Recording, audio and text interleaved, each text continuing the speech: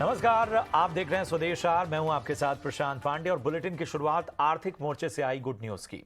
चौथी तिमाही के जीडीपी ग्रोथ की दर अनुमान से बेहतर रही है और पिछली तिमाही के मुकाबले ज्यादा रही है। Q4 में ग्रोथ 6.1% रही। आरबीआई ने 5.1% का अनुमान जताया था। सरकारी आंकड़ों के मुताबिक वित्त वर्ष 2022-23 में जीडीपी 7.2% की दर से बढ़ी है।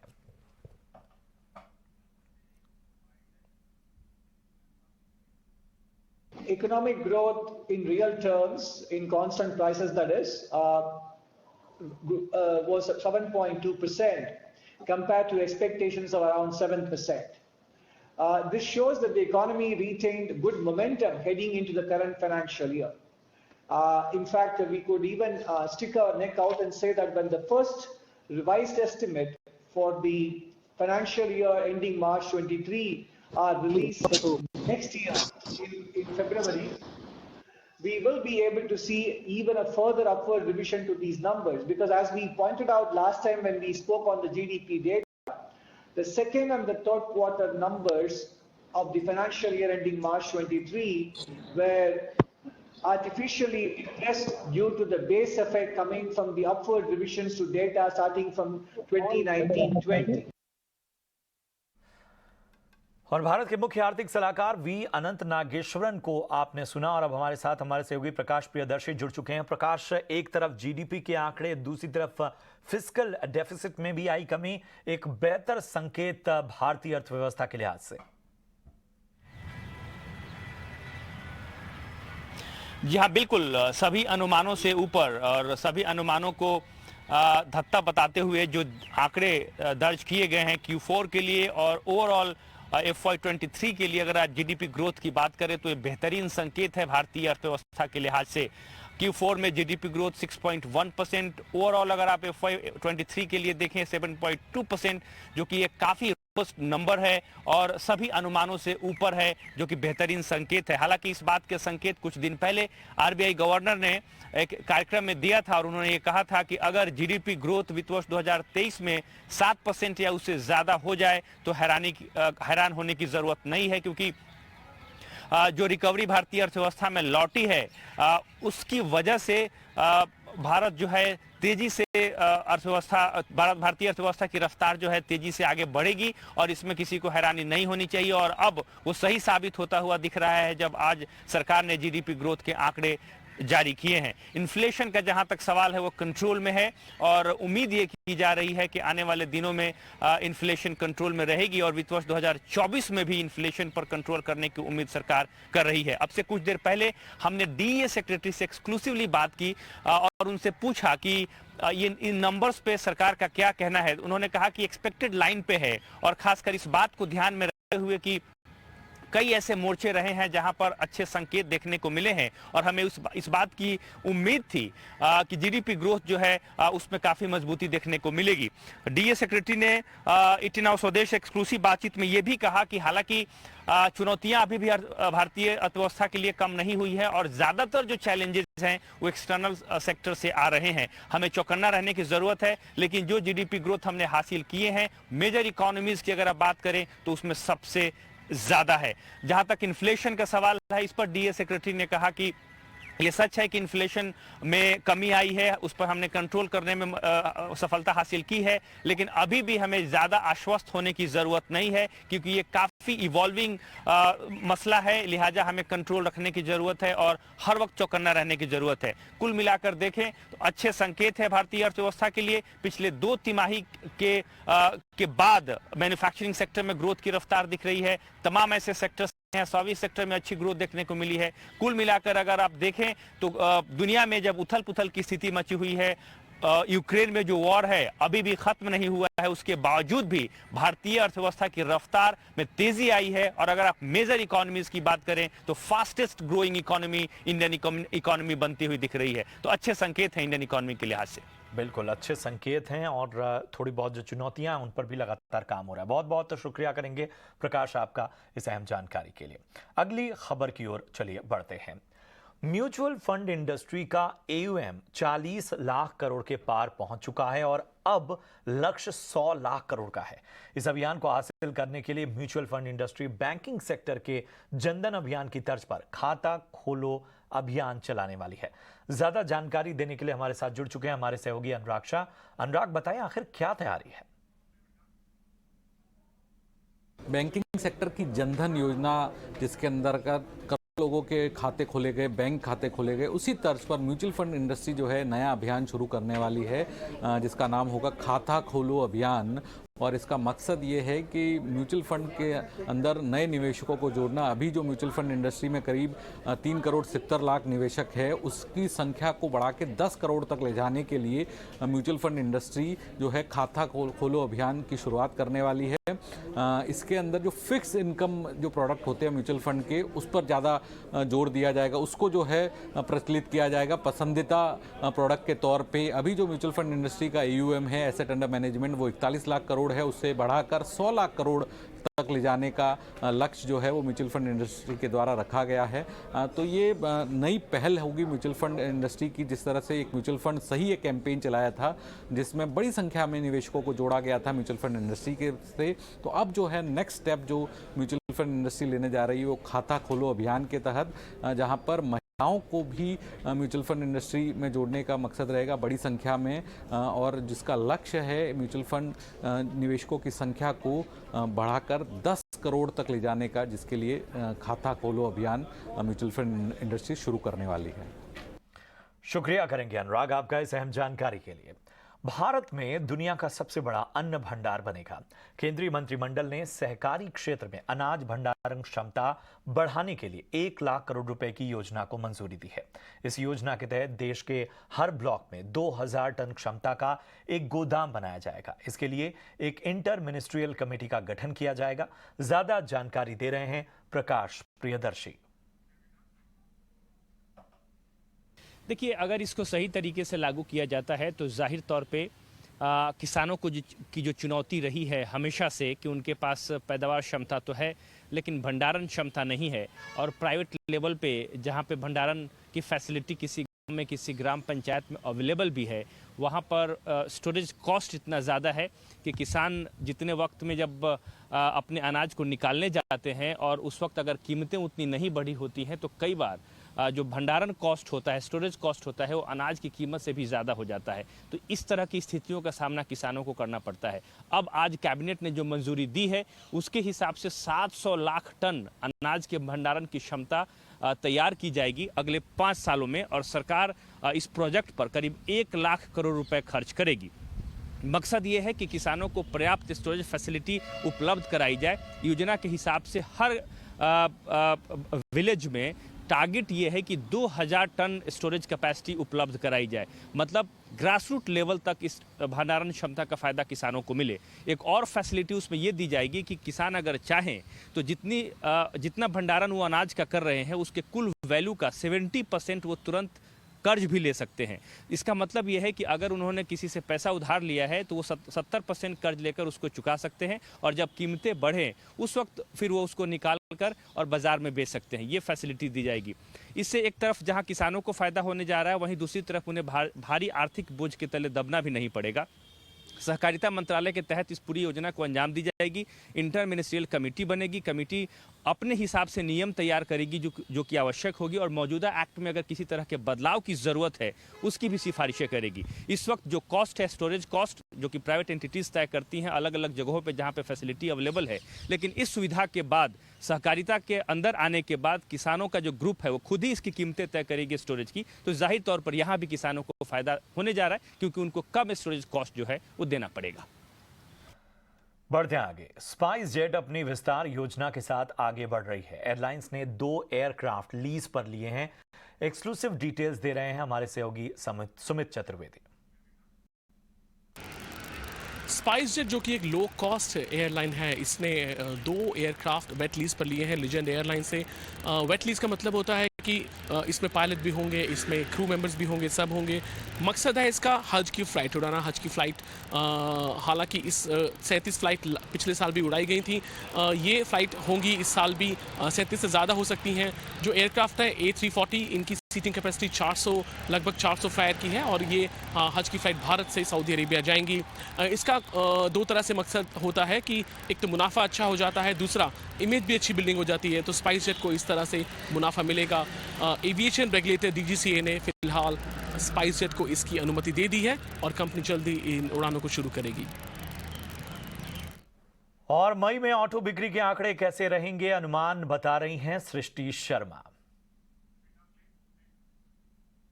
इस बार बहुत उम्मीदें नहीं लगाई जा रही हैं कि जो हम महीने दर महीने बढ़त देख रहे थे उस पे हल्का सा ब्रेक जरूर लगते हुए नजर आ सकता है। पर इसके अलावा जो टू व्हीलर सेगमेंट है खास तौर से वहां पे फोकस करना है, क्योंकि जिस तरीके का मैरिज सीजन रहा है अर्बन डिमांड के चलते यहाँ पे टू व्हीलर सेगमेंट में हम अच्छी रिकवरी की उम्मीद कर रहे हैं। और साथ ही बजाज ऑटो और TVS मोटर्स जहाँ पे एक्सपोर्ट्स की वजह से प्रेशर देखने को मिल रहा था, अब वहाँ पे थोड़ा सा सुधार आते हुए हम देखेंगे, ऐसा डीलर्स इंडिकेट कर रहे हैं। अब अगर बात करें आंकड़ों की तो आप देखेंगे कि अपनी स्क्रीन पे महीने दर महीने हम हीरो मोटोकॉर्प की बिक्री में 6% की बढ़त की उम्मीद कर रहे हैं। वही TVS मोटर्स, आयशर मोटर्स के नंबर भी स्थिर होते हुए नजर आएंगे और साल दर साल मेजॉरिटी ऑफ द कंपनीज आपको पॉजिटिव ग्रोथ ही दिखाएंगी। इसके अलावा पैसेंजर व्हीकल सेगमेंट में बहुत ज्यादा उम्मीदें नहीं है, पर हाँ CNG की डिमांड पिकअप होती हुई नजर आई है और ये मारुति के लिए एक बेनिफिशियरी के तौर पे साबित हो सकती है। आप देखिए muted set of sales growth यहाँ पे भी हम महीने दर महीने उम्मीद कर रहे हैं। अब कमर्शियल व्हीकल सेगमेंट की बात करें तो यहाँ पे हमने मार्च महीने में बहुत अच्छी बिक्री देखी थी। अप्रैल में वहाँ पे थोड़ा सा ब्रेक जरूर लगा था और कुछ वही ट्रेंड कंटिन्यू मई में भी होता हुआ दिखेगा। आप देखें तो लगभग सपाट ग्रोथ ये सभी कंपनीज दिखा सकती हैं, पर ट्रैक्टर्स में नजर डालिए क्योंकि M&M और एस्कॉर्ट्स ये दोनों में ही अगर कंपेयर करें तो एस्कॉर्ट्स थोड़ी सी बेहतर ग्रोथ दिखा सकता है। महीने दर महीने यहाँ पे 8% की ग्रोथ की उम्मीद कर रहे हैं। वहीं M&M के तरफ से हमारी उम्मीद है कि 2% की मामूली गिरावट यहाँ पे रहेगी। तो ये थे कुछ अनुमान, पर नजर रखिए टू व्हीलर सेगमेंट में खास तौर पर। बढ़ते हैं आगे। न्यू इंडिया एश्योरेंस के Q4 के नतीजे आ चुके हैं। नतीजों पर हमारे सहयोगी अनुराग शाह ने कंपनी के CMD नीरजा कपूर से खास बातचीत की। आपसे मैं यही समझना चाहूँगा, जो चौथी तिमाही के नतीजे पेश किए वहाँ पर हमें दिख रहा है कि प्रीमियम में ग्रोथ तो दिख रही है, लेकिन कंबाइंड रेशियो का जो है वहाँ पर अभी भी थोड़ा स्ट्रेस है। इसके अलावा इस तिमाही के अंदर ऐसे 3 कौन से बड़े बिंदु रहे जो नतीजों में दिख रहे हैं? नमस्कार एंड शुक्रिया कि आपने हमें इस इंटरव्यू के लिए बुलाया। ये फोर्थ क्वार्टर में हमारे जो ग्रोथ हुआ है प्रीमियम का वो इंडस्ट्री के ग्रोथ के हिसाब से है, करीब 16% का ग्रोथ हुआ है। और एक क्वार्टर, इस क्वार्टर में जो हमारा डिस्पाइट द ग्रोथ हमारा रिजल्ट प्रॉफिटेबिलिटी इतना नहीं हुआ है, क्योंकि एक तो एंड ऑफ द ईयर हम सारी अकाउंटिंग प्रोविजंस करते हैं as a prudent insurer and following all the accounting norms, तो सारी प्रोविजनिंग करते हैं जो लाइकली वी एक्सपेक्ट की लॉसेस होंगे। एंड सेकेंडली इस पर्टिकुलर क्वार्टर में हमारे जो पुराने क्रॉप के क्लेम्स थे उसमें क्लेम्स में कुछ डेवलपमेंट हुए हैं। नियरली 224 क्लेम्स के लिए we had to make additional provisions. और साथ में जो हमारे फॉरेन ऑफिसेज हैं वहाँ पे थोड़े से लार्ज क्लेम्स रिपोर्ट हुए हैं, पर्टिकुलरली कैटास्ट्रोफिक क्लेम्स, जैसे न्यूजीलैंड ऑकलैंड में फ्लड क्लेम्स आए थे इसी क्वार्टर में, और टर्की में अर्थक्वेक का क्लेम्स हैं उसमें कुछ इम्पैक्ट आया है, और ऐसे कुछ और क्लेम्स थे जो फॉरेन ऑफिसेज से आए हैं, तो उसका इम्पैक्ट इस क्वार्टर में हुआ है। मगर आई वुड रिक्वेस्ट कि एक ही क्वार्टर में देखें ना, क्योंकि इंश्योरेंस सेक्टर ऐसा है कि पूरे साल का नतीजा देखना चाहिए। एक ही क्वार्टर में देखेंगे तो ऐसा हो सकता है कि 2 क्वार्टर या 3 क्वार्टर में बहुत अच्छा एक्सपीरियंस रहा हो, मगर 4th क्वार्टर में एडवर्स जाता है। तो पूरे साल का अगर आप देखें तो न्यू इंडिया ने बहुत अच्छा परफॉर्मेंस किया है और हमारा प्रॉफिट आफ्टर टैक्स 1055 करोड़ है। पिछले साल इसी समय पूरे साल के लिए 122 का परफॉर्मेंस में हमारा profit after tax only 164 crore था। उसमें कोविड का इम्पैक्ट था। इस साल claims experience has been better and our company has perform much better. Ma'am, अगर मैं नतीजों को देखूं तो वहां पर जो इन्वेस्टमेंट के जरिए जो इनकम है वो पिछले साल मार्च के मुकाबले इस साल मार्च में दुगनी हुई है। तो ऐसा क्या इन्वेस्टमेंट जो आपने है प्रॉफिट बुक किया जिसमें इनकम डबल होती हुई दिखी? तो इन्वेस्टमेंट एनवायरनमेंट काफ़ी अच्छा रहा है and because of government of India making so many improvements in the overall market, तो ओवरऑल इन्वेस्टमेंट इनकम हमारा वैसे भी बढ़ा है और ऑल्सो हमारी जो वेज रिविजन की के वजह से हमारा इम्पैक्ट हुआ है। तो we had a total outgo of nearly 3,300 crores का जो इंक्रीज था due to wages and pension increase. We decided to take the entire burden in this current year. तो उसके लिए हमने डिसाइड किया कि मार्केट कंडीशंस अच्छी हैं तो हम अपने इन्वेस्टमेंट इनकम का यूज करें, तो उसकी वजह से आप देख रहे हैं कि देयर इज सम इंक्रीज। और चलिए बात उस लेगेसी की, उस परंपरा की जिसने पिछले 8 सालों में देश के इकोनॉमिक एजेंडा को सेट करने में अपनी महत्वपूर्ण भूमिका निभाई है। जी हां, पिछले 8 सालों से इंडिया इकोनॉमिक कॉन्क्लेव देश का इकोनॉमिक एजेंडा तय करने में अग्रणी रहा है। देश के जाने माने thinkers, policy makers, economist, business leaders और ग्लोबल इन्फ्लुएंसर्स एक बार फिर एक मंच पर जुटेंगे।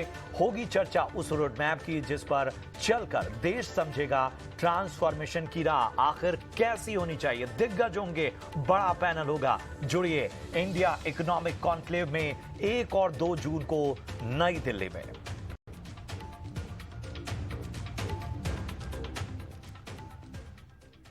और चलिए अब खबरों की ओर एक बार फिर लौटते हैं। बात अमेरिका दौरे पर गए राहुल गांधी की, जिन्होंने अमेरिका दौरे पर जो बयान दिया है वो विवाद उस पर बढ़ता जा रहा है। राहुल ने अमेरिका में पीएम मोदी और केंद्र सरकार को निशाने पर लेते हुए सवाल उठाए थे। आज राहुल के खिलाफ बीजेपी ने मोर्चा खोल दिया। केंद्रीय मंत्री अनुराग ठाकुर और संसदीय कार्य मंत्री प्रहलाद जोशी ने राहुल गांधी पर जवाबी प्रहार किया। प्रहलाद जोशी ने राहुल को बताया फर्जी गांधी, तो वहीं अनुराग ठाकुर ने पलटवार करते हुए कहा कि राहुल गांधी अपनी हरकतों से बाज नहीं आते, वो बार बार विदेश में भारत का अपमान करने का कोई मौका नहीं छोड़ते।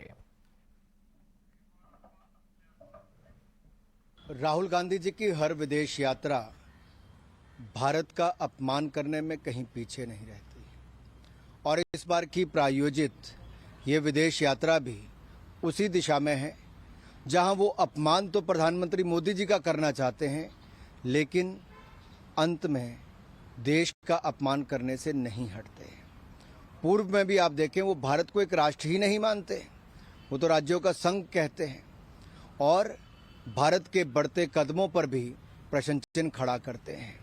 आखिरकार राहुल गांधी जी विदेश में जाकर क्या पाना चाहते हैं? इस प्रायोजित कार्यक्रम के अंतर्गत वो क्या प्राप्त करने गए हैं? क्या देश के ऊपर कीचड़ उछालना ही उनका एक काम रह गया है? मोदी विरोध करते करते भारत के विरोध में ये लोग उतर आए हैं, इसका एक और प्रमाण सामने आया है। राहुल गांधी जी आज जिस प्रकार से मोदी जी का अपमान करते करते पावन और पवित्र सेंगोल का अपमान करते हैं, जो कि तमिल और भारतीय संस्कृति का बहुत अहम हिस्सा है, जिस प्रकार से उन्होंने मोदी जी के सेंगोल को दंडवत प्रणाम, और भारतीय संस्कृति में दंडवत प्रणाम का बहुत महत्व होता है, उसका भी मखौल उड़ाया, तो ऐसा लगता है कि कुछ लोग राम संस्कृति, भारतीय संस्कृति में नहीं, रोम संस्कृति में पले बड़े हैं और इसीलिए भारत के खिलाफ दुष्प्रचार और विष फैलाने का काम पहले भी उन्होंने किया है। और चलिए अब बात आसमान में रचे गए राफेल के कीर्तिमान की। भारतीय वायुसेना ने लॉन्ग रेंज मिशन अभियान के तहत जबरदस्त तैयारियों को अंजाम दिया है। इसी सिलसिले में भारतीय वायुसेना के 4 राफेल लड़ाकू विमानों ने हिंद महासागर क्षेत्र में 6 घंटे से ज्यादा समय तक युद्धाभ्यास किया। राफेल फाइटर्स ने पूर्वी सेक्टर के हाशीमारा एयरफोर्स स्टेशन से उड़ान भरी। इस मिशन को लेकर भारतीय वायुसेना ने ट्वीट किया है, जिसमें कहा गया है कि भारतीय वायुसेना अपने पंख फैला रही है। 4 भारतीय वायुसेना के राफेल विमान ने हिंद महासागर क्षेत्र में 6 घंटे से अधिक समय तक लंबी दूरी के मिशन के लिए उड़ान भरी। विमान ने अपने हथियार रिलीज पॉइंट के रास्ते में एक बड़ी ताकत के माध्यम से मिशन को अंजाम दिया। हिंद महासागर क्षेत्र में चीन की बढ़ती गतिविधियों के बीच एयरफोर्स की ये तैयारियां काफी मायने रखती हैं। और राफेल ने आसमान में नॉनस्टॉप एक्शन दिखाया तो सीमा पर वहीं भारतीय थल सेना और भारतीय वायुसेना ने मिलकर एक नया इतिहास रच दिया। इसमें सुखोई Su-30 और ब्रह्मोस मिसाइल का साझा परीक्षण किया गया। Air chief marshal VR Chaudhary के मुताबिक सुखोई Su-30 और ब्रह्मोस मिसाइल के तालमेल से बेहतरीन क्षमता देखने को मिली है। और इसी के साथ इस बुलेटिन में इतना ही। दीजिए इजाजत। आप देखते रहिए ET नाउ स्वदेश। नमस्कार।